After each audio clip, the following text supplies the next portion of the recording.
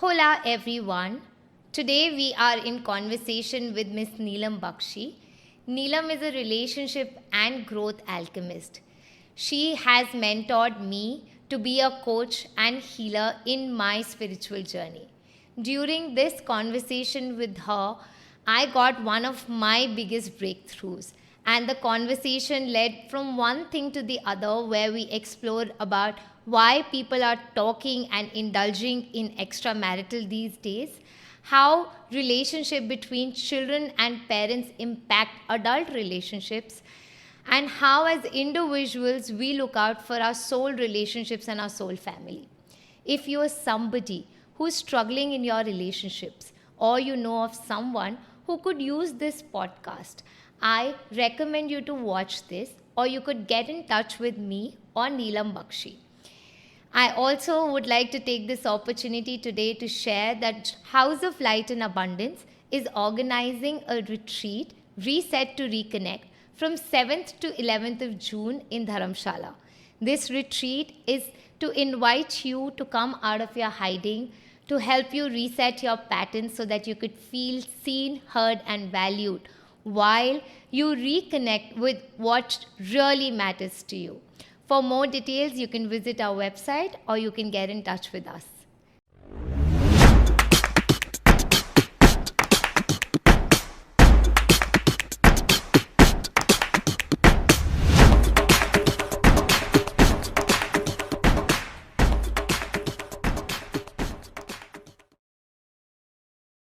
Good evening.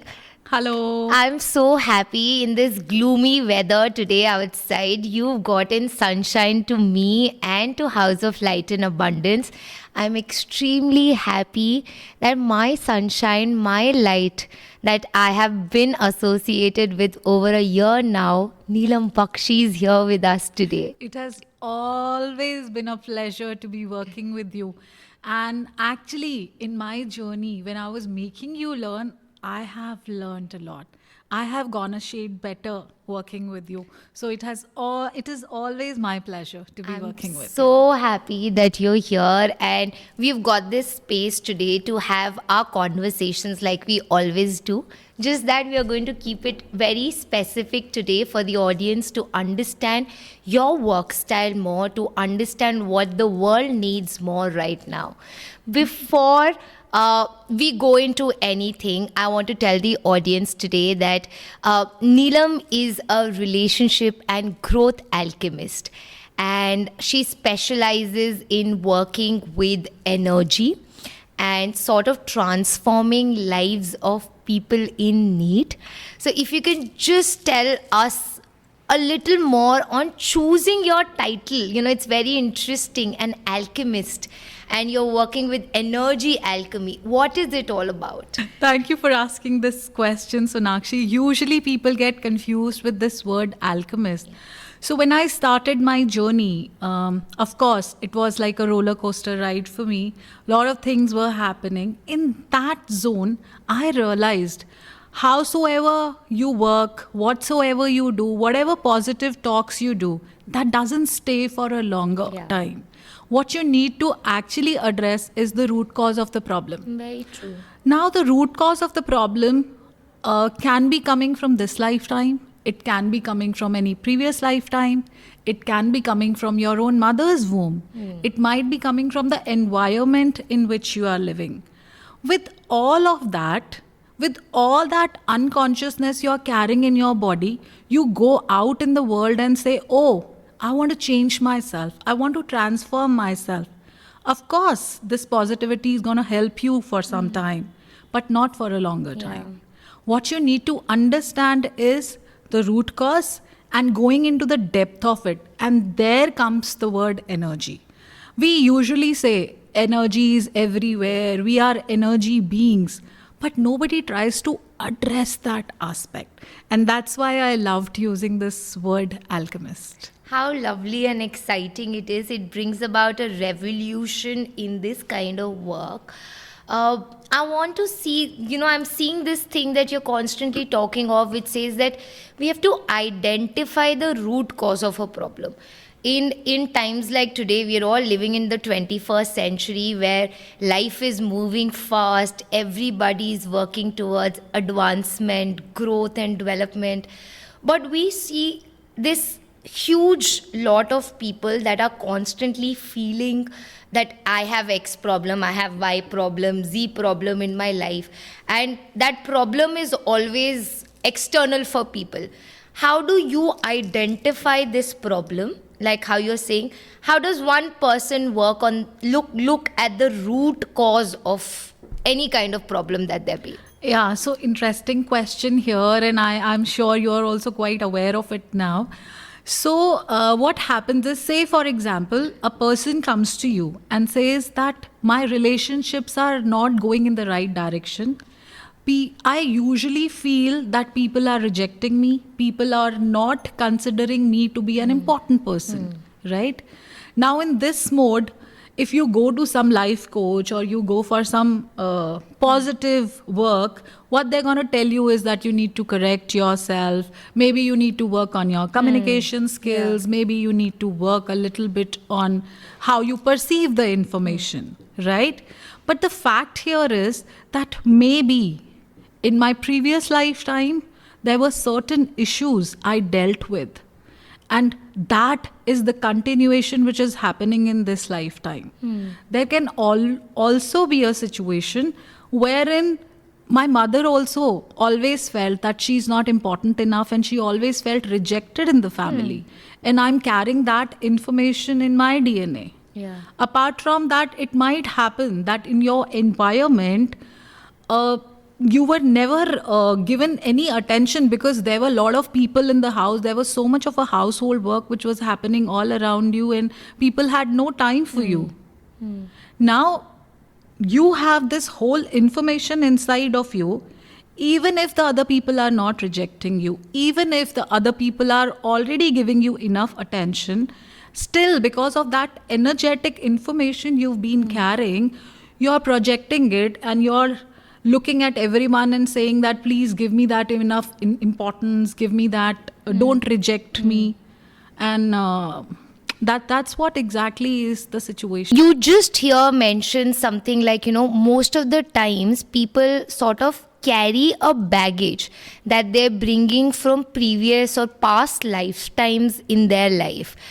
How does one identify that it is something that is coming from a previous life or a past life, and it is not something that they're building on or they're not creating in that very life of theirs?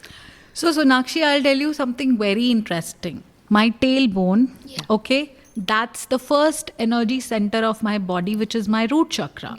Now, if we go from the energy perspective, what happens is whatever information of my past life which is relevant for this life. I repeat myself, whatever is the information of past life which is relevant and has to be dealt with in this lifetime is something I'm going to experience as a child. And the information is also there in my root chakra. Okay. Now, interestingly, because this information I'm born with, now what is happening is that till the age of 5, right? I will have to live that reality in some way or the other. I will have to experience all those aspects some way or the other so that I remember why did I take birth in this lifetime and what is the agenda for this lifetime. And that is the reason when we go for different programs and go to different platforms to learn, they start with inner child work. Why they start it is because that is something which is coming from my previous lifetime. So before tapping into your previous lifetime, we try to understand how your childhood was. Because the moment you'll peel off that layer, the second layer which is going to come up is the past life. So you're saying that we have these energy centers in our body where our information and our energy is stored, is processed, is collected. So, as we all know, there are 7 chakras, and each chakra is responsible for a particular kind of a connection or relationship in our life. You right now mentioned that our root chakra is the base for our childhood and also the information that we are carrying from our past lives or previous lives that we've been into.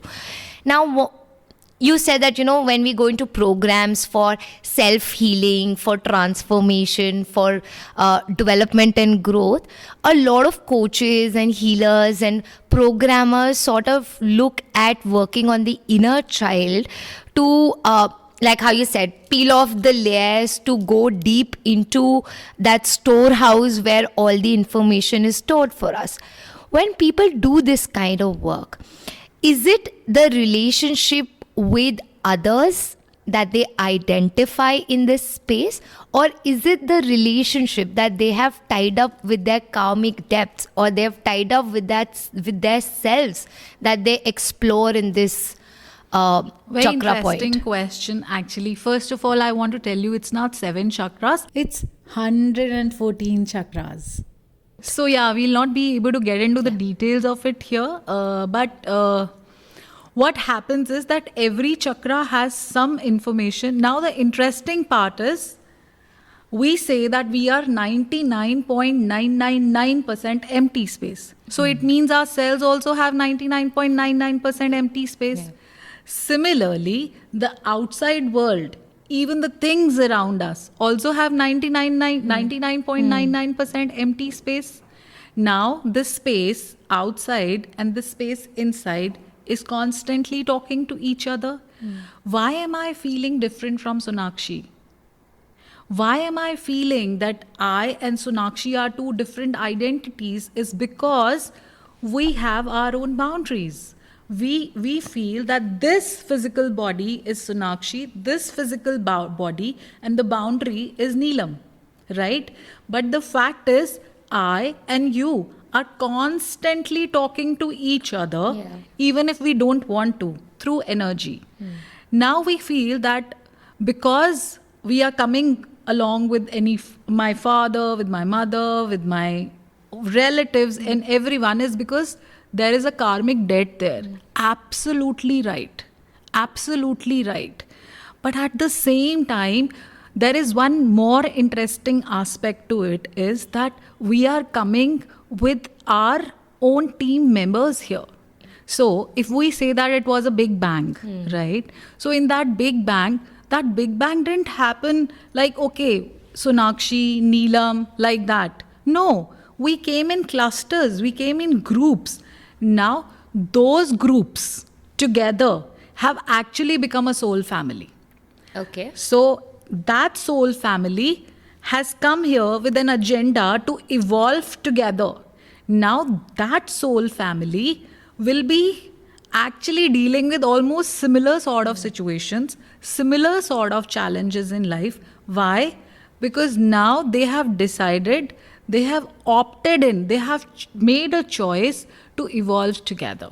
And I've also heard that, when you meet your soul family or your soul tribe, you have this instant feeling and intuition that this is that person that I've known for a very long time in my life.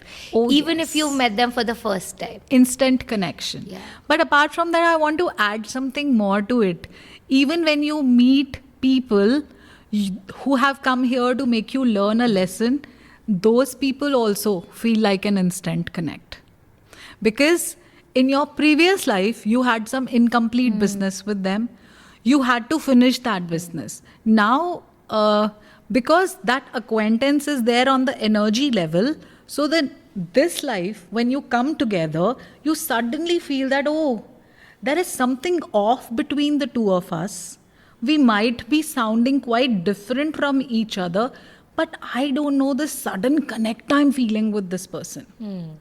Right? Now, the moment you get into the relationship with that person, you realize, oh my God, I've made the biggest mistake of my life. But interestingly, you would not like to leave that person. Why? Because on an energy level, you feel, no, this person is connected to me. This person is connected to me. Oh, I'm feeling that love bond with this person. But that's not the love bond actually. That's that energy pull towards you, which is telling you, no, we are connected. Don't leave me. And you know what? Till the time you don't learn the lesson, till the time you say, okay, lesson learned, thank you so much, goodbye. Till then, this person will keep troubling you, will keep bothering you, you will keep facing those relationship issues with that person. And I think that is why a lot of people face similar kind of problems or similar kind of challenges in multiple relationships in their life. Oh, yes. Because it's a very, very simple deal there that there is some incomplete business out there. We've come here. We need to deal with it. We need to handle it. We need to be at peace with all the lessons. And that's when it's going to be a complete business. Yeah. And right now you just mentioned that, when you come in a relationship with this person, when you attach yourself to this person, is where you start exploring what this is about, or you feel there's an energy connect that is there. I want to go back to that word that we've used here, relationship. What is a relationship, and how do you define this in the space of energy creation, destruction, and preservation? I love you for asking this question. So, you know what? It's very simple. The moment we say relationships, we feel, oh my God, my relatives, my friends, my known ones. But the fact is, if you go on to the spiritual level, as I said earlier also, there's no difference between you and me.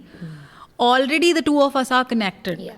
Right? If the two of us are already connected, then it means we are already in a relationship. Even if I don't talk to you, like you're sitting here, I'm sitting here, we don't talk to each other even for a minute. Then too, our energies are constantly talking to each other. We have built that relationship. And in this moment, say I and you, we are sitting, and suddenly I feel a lot of love flow through me for you. And I feel sudden connection with you. It's sure shot that we are going to meet again.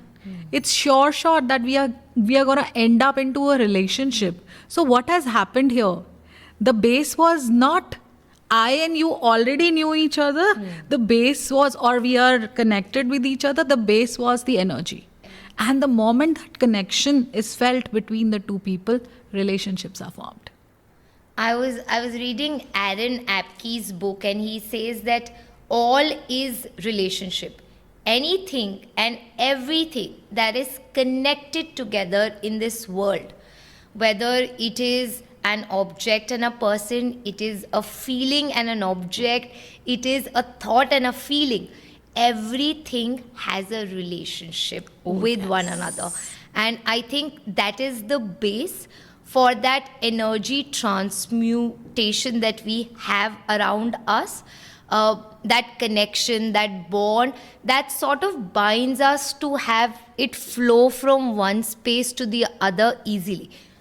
I would say whether it is light, it is darkness, it's heavy, it is intense, but there is something that binds people together, things together, and with that the whole world, the universe sort of comes in one space. So true that is. And as you spoke about light and dark, I don't know why people have so much of judgment about darkness. I just want to address this, that the moment we say darkness, it's all about the feminine energy. If you see that yin and yang, it's all about the dark side addressing the feminine and the white side addressing the masculine. But does it mean that females are dark and males are white? Absolutely No. not. The fact is that it's only the feminine energy which can go in the unknown. So it's only a feminine energy who can keep the child 9 months in the womb without knowing what's happening inside. Now, a masculine energy is all about giving structure to something. And feminine energy is all about going in the dark and not worrying about anything. If we go with our spiritual stories also, if our religious stories also, what do we say there? That when nobody was able to handle anything, when nobody knew how to take care of things, is when the divine Shakti comes into the picture and says, okay, I'm ready to go into the unknown. So yeah, the The moment mother of creation, the mother of yes. light comes in through Shakti, I feel. Oh, yes. For that matter, we say that, the beautiful example I would like to give here is that the structure, my body structure, is masculine, and the blood flowing through it is the feminine. Right? This is what is the beauty of it. If we talk from the spiritual aspect, the Kundalini Shakti we speak about, the Shakti is inside my body. And the moment that Shakti meets consciousness, which is the Shiva, is when the creation happens. So, for any creation to happen in this world, light and dark both are needed. So, if I may take it as an opportunity to talk about it here, what I'm understanding is the first relationship that one needs to build on to for existence maybe is the relationship between your own masculine energy and your feminine energy. Oh, yes. And that is post which you can look at different relationships in your life with other things. Definitely. Neelam, if you could just put in a little more light on this relationship between the masculine and feminine in an individual. Sure. So, you know what, nowadays, very interesting. Even I've gone through that journey wherein, we say, I need to work upon myself. I need to work upon my emotions. I need to work upon my childhood stories. I need to work upon all those aspects. But you know what? If I just define it in 2 words, that's masculine and the feminine. So, if I'll give you a story here, in our ancestors, if we talk about our ancestors, what were they doing? They all were in the warrior energies. Yeah. They were warriors. That was their job. And even the females around them were in that zone. I have to survive. And for survival, I will have to fight. So it's more like a masculine energy, right? So all the times we were in the survival mode, right? So we all were working from our root chakra, which is the basic chakra about my stability, about my strength, right? Now my second chakra, which is about my sacral chakra, is about all the pleasures of my life. My 5 senses, all the pleasure I feel in my life is through my 5 senses, right? So all the pleasure which is coming in my life is dependent on my sacral chakra, which is about the feminine aspect in my body, right? Now, interestingly, what happened was that because we have the 30,000 lineages carried on as an energy in our body, we all of us have been more masculine, wherein how we behave, how we act, we are always in the zone of being a masculine, wherein I have to be the protector, I have to control things, I have to be the go-getter, I have to be in the action, I have to make sure that everyone is safe around me, I have to worry about the survival, right? And this is what we had been doing all the times. That's what is exactly happening till now. Now, the fact is that with upgradation of the energies, we've gotten into the sacral, which is more about the feminine energy, which is all about be easygoing, live moment to moment, enjoy your life, be surrendered. All these traits which we've been taught is all my feminine trait. So everyone is logically trying to tell us be more of a feminine aspect so that you become at ease in your life, right? Now, interestingly, what has happened is now there has become a split. Okay, people who are in their root, okay, they are still in the survival and the safety mode. Now, for females, because they are already in the feminine body, and they also have a feminine energy activated around, and with all the teachings which are happening, and with all the energy which is helping us, they've gotten into the sacral chakra. Okay.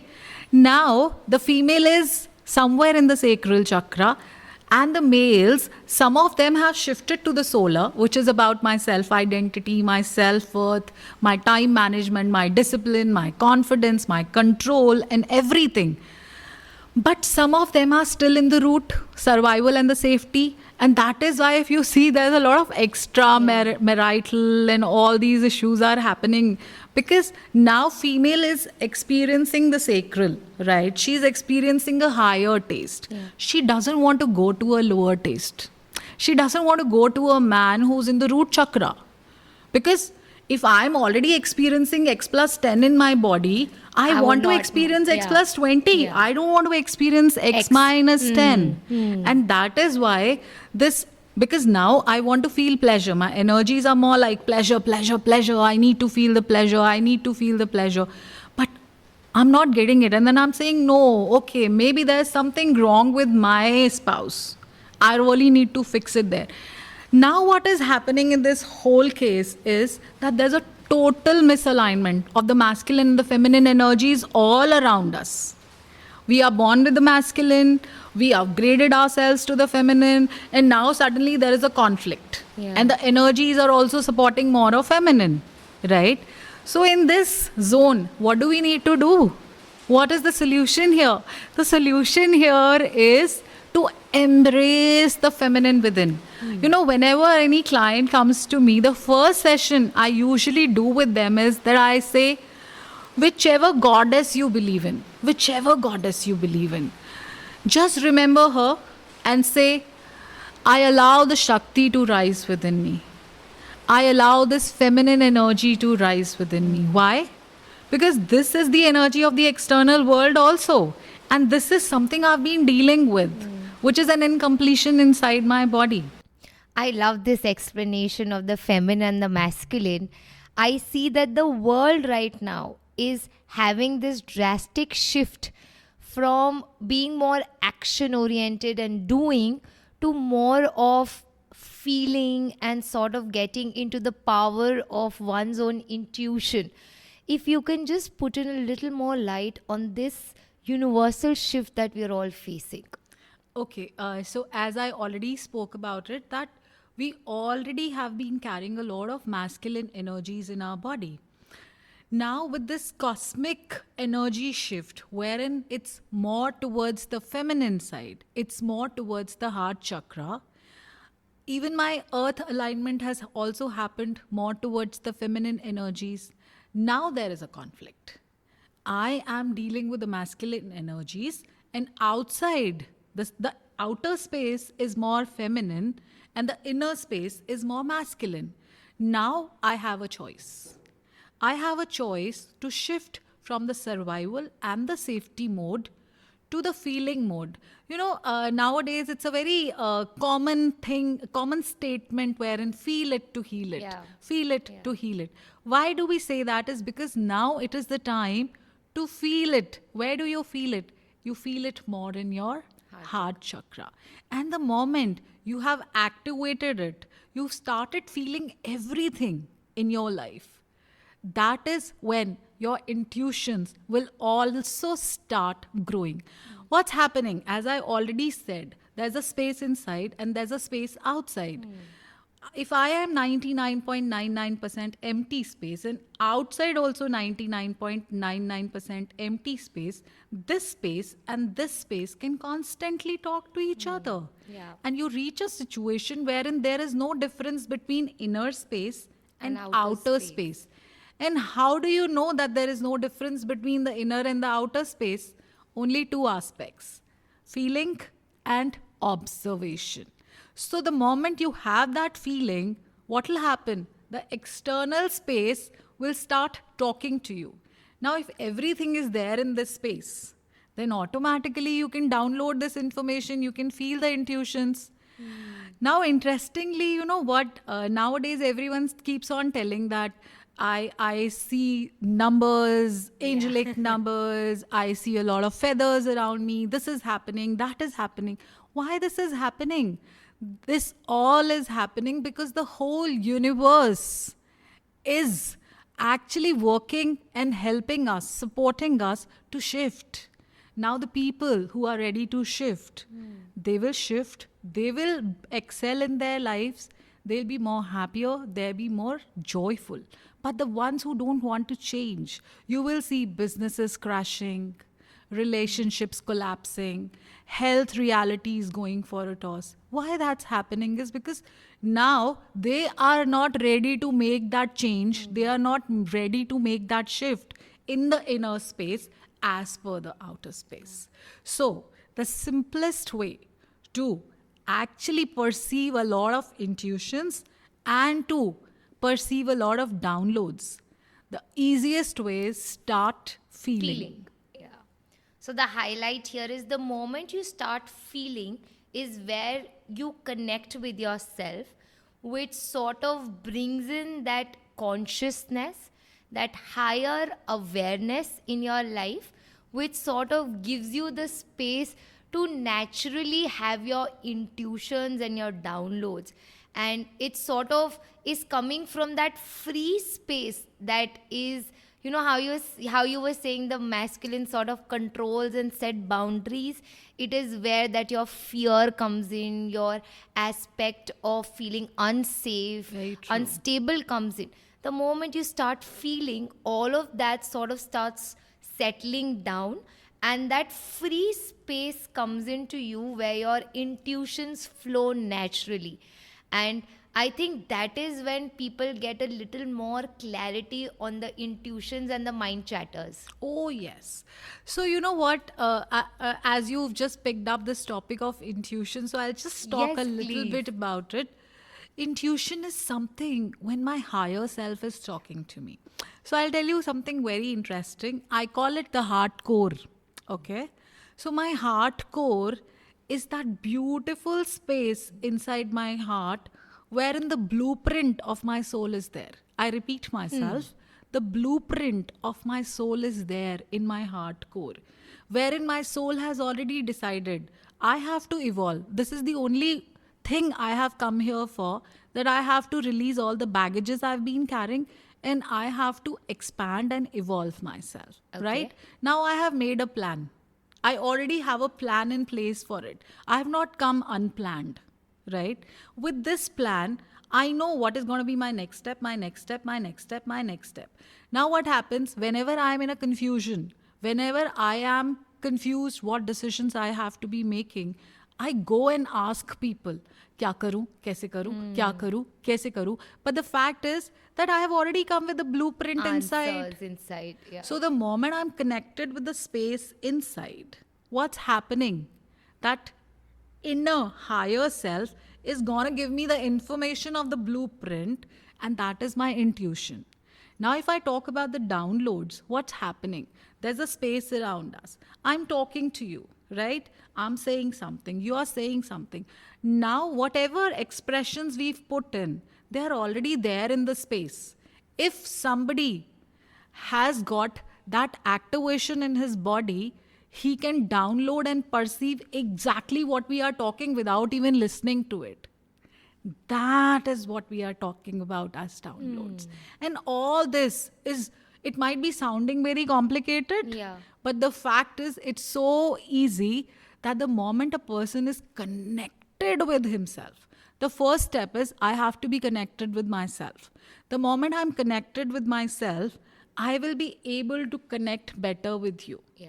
The moment I'm able to connect better with you, you will also connect automatically better with me. Now, people associated with you will also automatically, energetically connect with me. And in this zone, what has happened? I've suddenly become a big pool of energy. And that's what is the beauty we are talking about. So how beautifully we've come down to the cycle of relationships. You know, we started with relationship with Oh, yes. yourself, and in that self space, you create a relationship between your masculine and your feminine. Then in that process, you connect with yourself, which gives you a relationship with your intuition, which is like how you said, the blueprint, the handbook, the guideline for your soul's journey this time. And once you've drawn that, you move forward in building that relationship, that connection with people around you, your tribe one, and then you extend it to the second tribe of yours, bringing in more people for the connection. And that sort of makes you more empowered to have the connection with the whole universe.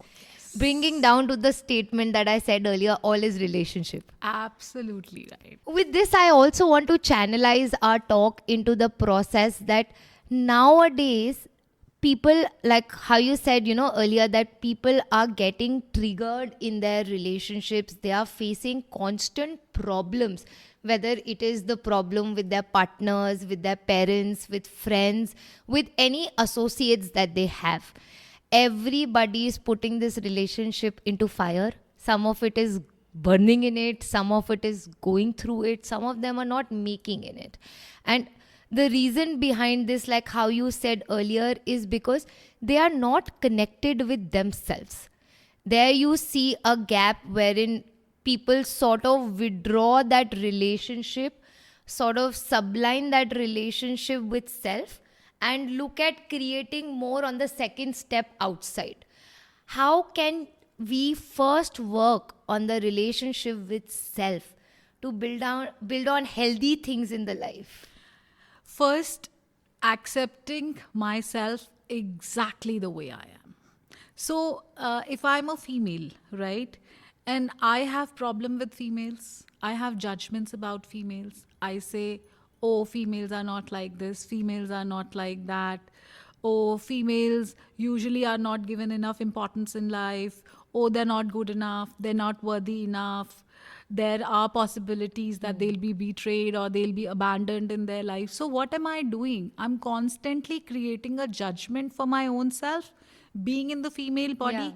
Yeah. And now, what am I expecting from the world around me? The opposite of it. I'm saying, oh, you should never abandon me. You should never betray me. I'm good enough. Just say that you're excellent. You're awesome. But then, even if you say it, even if you don't say it, it's only momentary. First, I need to feel what I expect from you. The moment that zone is coming in for me is when I will be connected with my own self. And the day I am connected with my own self, I'm allowing myself to be exactly the way I am, is when I will accept you and allow you to be the way you are. So you're saying that connecting with self, the first step towards is accepting your true self. Absolutely. Of who you are, what you are in your natural state, without any judgments, without any projections, without any space of a baggage.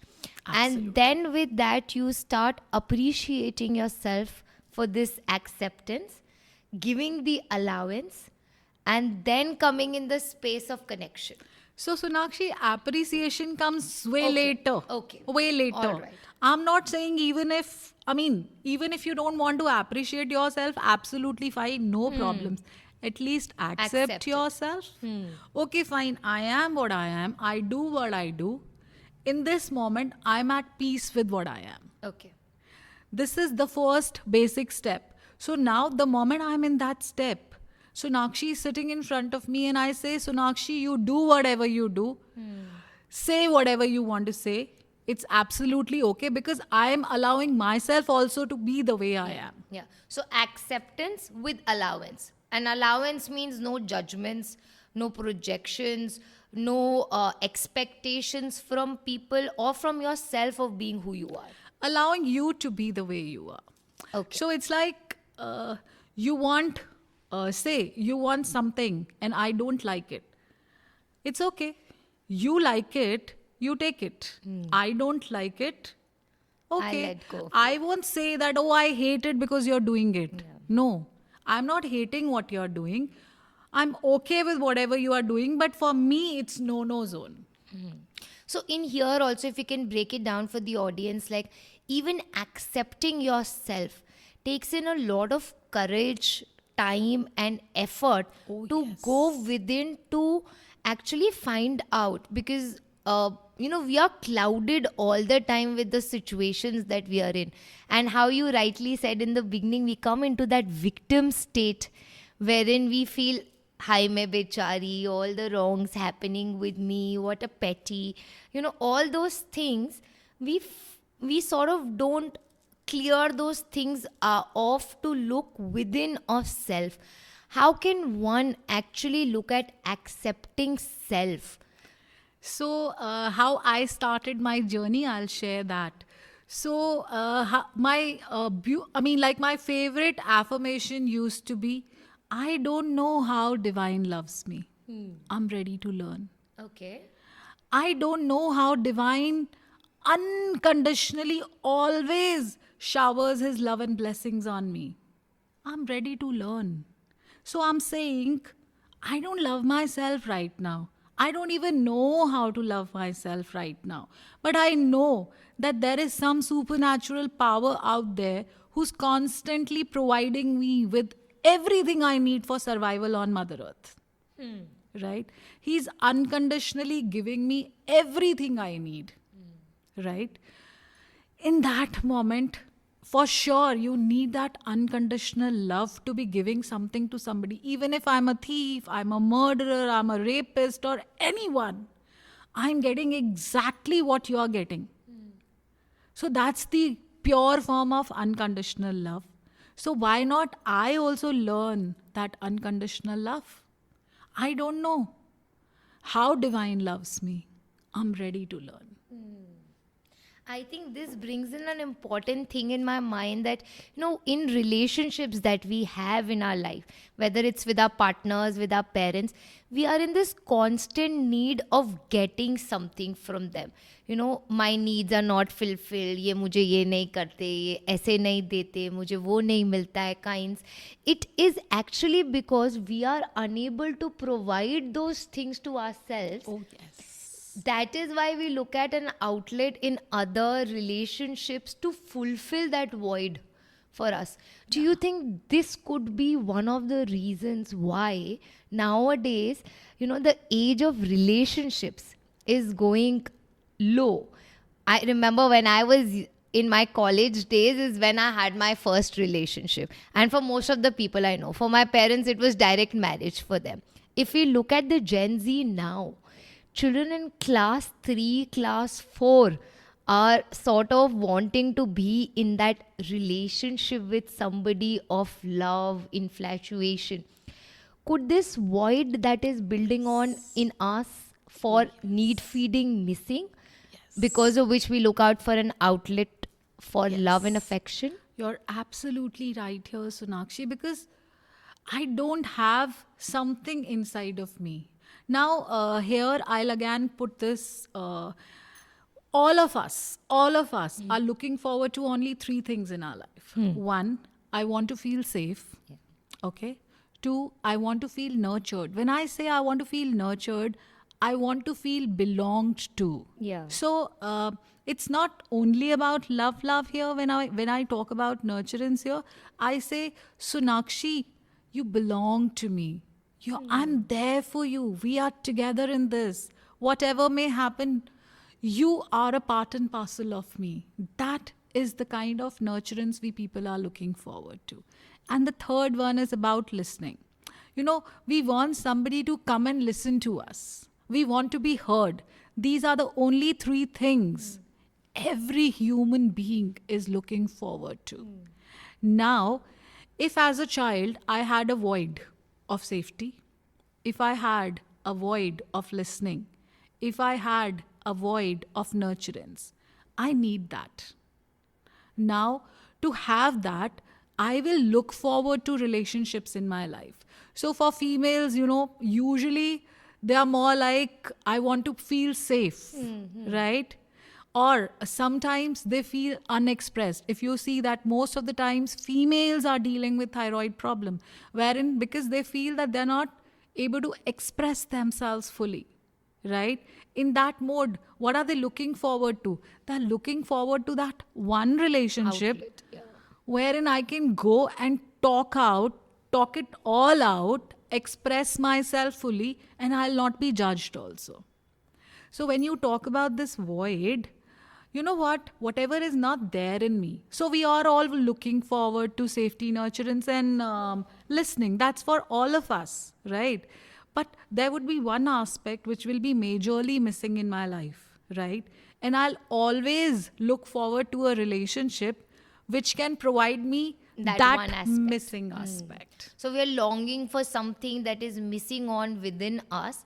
And I think young children now are in the space of actually feeling incomplete, or feeling that a lot of times their needs are not met. And for that outlet back from home, being the parents in those age, is moving towards friends and towards boyfriends and girlfriends, then to fill in that space of feeling safe, feeling belonged somewhere, or that simple need of somebody to listen to you. I think I'll add one more point here. The other point would be that these kids, they really want to feel everything, because they have come in such energies wherein it's more towards the feminine aspects. Oh yeah, Gen Z is absolutely in the 5D space of consciousness, where everything for them is coming from the feminine force. That's so true. Yeah. So they want to feel everything. Now what happens? Their parents are not able to understand because they are still in the process of evolving. Right? They're still And in some the- of them might not have so Yes. far. Yeah. So the moment they are in that space, you will see that usually parents complain that kids, I don't know what's wrong with my child. घर पे टिकता ही नहीं है. yeah. Why नहीं टिकता है? Because he's not feeling that energy in the house. He's not feeling that synergy in the Structure, relationships. He's feeling it too structured. That mom is going to say, पढ़ना है, ये करना है, ये करना है, ये करना है. Father will come give some gyan. And still there are a lot of conflicts and everything's happening in the family. Right? But the moment child goes outside, he feels that freedom of the feminine energies in his body. And he says, wow, this is what I want to feel. You know, this has just given me my personal breakthrough right now. A while back, I want to tell my audience also that we were talking about control in my life. And just talking with you right now, I just had this thought that control comes from a very masculine state, energy. And if one is wanting control, one is wanting that structure in life, or is upset with that space, it's a clear indication to transform to the higher realm of femininity and let go of that structure, that control, and be in that space of free will, intuitiveness, whatever comes in that moment for you. And this has given me a light that we are talking about masculine, feminine. We're talking about how children are wanting to move away from home because of control, because of structure, because of bonding. And as soon as they step out, they're free, they're in an open space, they are in the space of feeling and healing at that point of time. That's why I love you so much. I love you back. And I think it's time for me also to give up this control, this need of holding on to my masculine energy so much. Because Can I just add something here, Sonakshi, for a breakthrough? That controlling something too much is a masculine wound. So let's say my ancestors, my forefathers, who were the warriors, who really wanted to control the victory. They wanted to make sure that they are always on the victory side. They got so much of a pressure of that, and God forbidden if they had lost that battle, right? Now that wound is there in them, wherein they are feeling, oh my God, I lost that battle. I'm not a man anymore. I've actually lost this battle. Now, with that incompletion, you're coming in the next life and you say, okay, I lost the game last time. This time, I'm not going to lose this game. I'm going to make sure that I control everything. Everything is in my control. I'm the in charge of everything, because last time I lost it. So that's not a very positive sign of a masculine. It's a wounded masculine hurt attribute. space. Hurt. He's actually hurt. He's in a pain. so anybody who has a wounded masculine or a wounded feminine, what is the action plan, or what could they do to support themselves or to make themselves in a happy, comfortable, safe space in terms of these energies? What could one do? So there are two aspects to this. One is awareness. Okay. Okay. So when I am in the awareness that in this moment, how am I behaving? Am I behaving more like a masculine energy or I'm behaving more like a feminine energy? So if I say that a positive, constructive masculine is assertive, structure oriented, more focused, visionary, and is always in the zone of growing things. Okay, that's the positive attributes of a masculine. If I talk about a feminine, right, the first feeling which comes is of a mother, full of compassion, full of kindness, full of support, right? Now, the moment you're sitting and talking to somebody, be in the observation and awareness. What are you doing right now? Are you being more of a masculine or you being more of a feminine or a wounded one? That's one aspect to it. The second aspect to is it's my left side is all about my feminine. My right side is all about my masculine. And when the two of them are together, I'm saying my feminine is a part of my masculine and my masculine is a part of my feminine, and I embrace it fully and I get into that meditative space is when the things start changing in my life. Wow, it's so simply put, but I think words and action sort of requires a lot of time and effort, and people have to be in that space. A lot of consciousness, Yeah, actually, yeah. a lot of awareness. Awareness to go within and sort of comply in this space and give it an amalgamation of your feminine and masculine, making it one. The moment you say that it exists together, like how you say that, it coexists and it is there to support one another and both of them are prevalent for the good of you, is when you actually start drawing that connection with yourself. Oh, yes. So, if we talk about actually spirituality here, Ardhanareshwar is the ideal example of it, wherein the Shiva and the Shakti are together and they say that we are inseparable. All the creation which is happening in the universe, none of us can do it alone. And the moment we are in that energy, wherein we are able to appreciate the masculine and the feminine inside me as well as outside of me, is when I evolve on a soul level. We're talking about the soul's evolution. Is there a timeline for somebody to say, my soul is going to evolve if I do this, if I do that? You said that in the hardcore you have a blueprint with a lot of self work, with a lot of inner work, with a lot of intuitive work. You can find out what that blueprint is. Would we ever get to know the end, the purpose I of wish it? I also knew it. So it's a very difficult question. It's an ongoing journey. I don't know how many more lives we have to take before we reach there. There are a lot of times where we see that, some things work for some people and the others don't for this same lot. For example, that we would always find somebody who has a lot of friends. There will be somebody jiske koi friends nahi hai. Somebody's relationship with their health is going to be great. But there would be another person jiska health ke saath always problematic situation. Same for money, same for many other things. What defines the success, or what are the factors that are important to consider while building relationships? Why is it that एक के लिए चलता है दूसरे के लिए नहीं चलता है, when the relationship is the same for all? You are in relationships, I am in relationship, whether it's with our partner, with our parents, with money, with our health, with ourselves. Some can make a way through it and some cannot. Some have success in it and some do not. What defines that success or failure in a relationship for a person? So, Sonakshi, there are multiple answers to this question, right? So, we have energy bodies, as we are already talking about. So, we have our emotional body, we have our physical body, we have our bliss body, everything is there.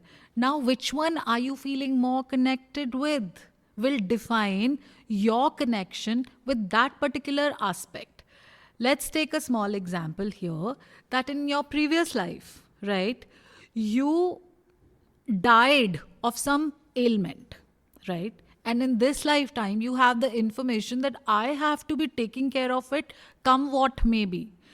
I will not die of ailments. I will make sure that I will take care of my physical body. Now, you have to equally take care of all the aspects of your life.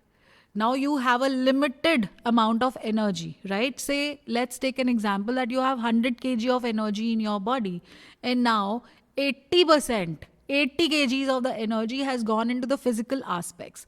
It means you're not working on your bliss body. You're not taking care of your emotions properly. You're not taking care of any other aspects of your life because they are going to get compromised. On the contrary, your partner is in a different zone, right? This could be one of the reasons wherein the relationships are not falling in place. Now, there can be another reason for it. Now, as a child, you saw that there is a lot of issue all around you because of the physical aspects, right? You saw couple of people falling ill or diseases were a usual problem in your family. Now what has happened? You got a message, और कुछ भी मत करो, सिर्फ अपनी health का ध्यान रखो, सिर्फ वही सच है. बट वो अल्टीमेट ट्रुथ नहीं है ना. अल्टीमेट ट्रुथ और भी बहुत कुछ है. ऐसे में your relationships are gonna go for a toss. Now the relationship is going for a toss, and now you are thinking because he's doing this, that is why this is happening. But the fact is, it's a karmic debt which you have to handle. You opted for a person who will be more diverted towards the physical aspect, because somewhere maybe you are not very conscious about the physical aspects of your life. You're more bothered about the emotional aspects or the bliss aspects, and your partner is totally opposite of that. Now what you are doing, you're trying to teach each other hard ways. So either you do a lot of self work wherein the two start walking towards each other and say, okay, fine, I'll work a little bit on my bliss body, I'll work a little bit of my emotional body. And the other partner is saying, okay, I have always ignored my physical aspects, I'm going to walk towards it, and we'll find a midway wherein the two of us will be able to coexist and co-create. And if we are not able to do it, then we say, lesson learned, bye-bye. The next time I'll come with this aspect more stronger, because it's a constant journey. Yeah? Wow. This is like very, very intense and heavy. I usually, when a lot of clients come to me nowadays, relationship therapy has become a matter of a need for a lot of people. A lot of people are coming out in the open to resolve the issues in their relationships, whether it is their relationship with self, with their parents, or with their partners. I give them this beautiful technique that I read and learnt about. It is about potting your plant. And it says that, think of your relationship as a pot and you as that plant or the tree or the sampling that you've put in it. When you are in that space, in that relationship, think of all the things that it needs. Yeah. If it needs in the same pot, try giving it to them and see if you start seeing the changes. Now, you don't have to have a gardener come and give those needs to the plant. Start providing it by yourself. And if that pot is not working, try putting your plant in another pot to see whether these needs are met there or not. If they're not met there also, it's a good time for you to think about, is this what you really need? Are you an indoor one or an outdoor one? Yeah, rightly said. As I also usually say, can you survive with a person exactly like you? Yeah. If yes, things are going absolutely fine. If no, it's time. Think what else is possible here. What else can you change about yourself wherein you can survive with your own self? I think today's day has been so enlightening for me, where I've I think I have one concluding line that I have in my mind, and it's built on over this conversation that we've been talking for the last few minutes. Is that we're all driving our car. Initially, it was for surviving. Yes. Now we are coming to this space of driving for thriving in life. Oh, yes. And surviving came from our masculine space, and thriving for us now is coming for the feminine energy that we are all in, and we are wanting to capitulate in the times to come. So I'll just add something more here. Thriving is more like the masculine within me is saying, I'm with you, go, grow. And the feminine inside me is saying, I'm all there to enjoy this pleasure of growing. I think that's a better one, because here there's an amalgamation of the masculine and the feminine. I And that's, always love to sort of have marry them the together, two. because Yeah. this is what we were defining in the beginning of this podcast, saying the moment we sort of accept the masculine and the feminine together is where you become whole and complete. That is your point of consciousness, your point of awareness, your point of actually accepting and building that relationship with self. Yes. And that relationship with self first gives you that push, then drives that car ahead to build that connection with other things in your life. Absolutely right. But that starts with I am whole and complete. I am Absolutely. just perfect the way I am. I'd like to say that with you again. I am whole and complete, and I am perfect just the way I am. I love you so much. I for love that. you more. This brings in a lot of power to me and to the people, I'm sure, listening to this special episode with my special relationship expert. Thank you. I want to conclude this by asking the hook question for our podcast, which says, we all have met people in our life that have inspired us, that have guided us, mentored us, and people who we build that relationship and connection with, that we admire and long for the entire life of ours. Who's that one person for you that you call your hero, and you got that chance to build that connection, that relationship with? I think this answer will make you feel I'm self-obsessed, but yeah, I think I always tried to connect with everyone and anyone.